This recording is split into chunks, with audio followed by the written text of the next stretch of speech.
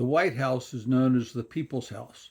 It shouldn't be known as the pedophile's house. So let's talk about what Trump is doing to the White House and understand where it takes us, because I see this addition of a ballroom is probably something going to rent out to his friends for parties and galas of some dubious type.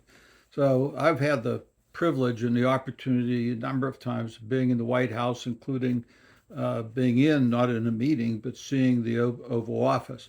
It wasn't ordained in gold. It wasn't ostentatious. It demonstrated a quiet dignity, which should be the dignity of the office itself.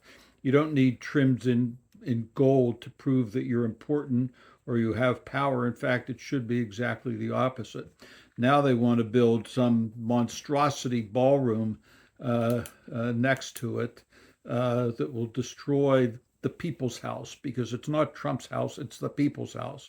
And finally, if you take a look, the revered Rose Garden, which had been put together and designed originally by Mrs. Kennedy, not by somebody who starred in nudist photos, was a beautiful reminder of the green space and the dignity of the United States. Now it's replaced by concrete slabs and deck furniture with awnings that people can sit out on hot summer days. Which, if you've been in Washington any time in the summer, you realize it's reasonably miserable to sit out in any event. But perhaps the most striking feature of it is the grills are in the shape of the U.S. flag.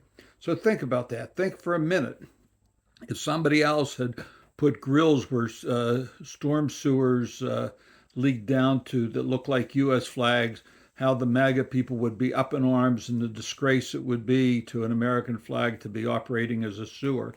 Perhaps with Trump in the Oval Office, it shouldn't come as a surprise, and maybe it's a fitting representation of what's now the dignity of the White House.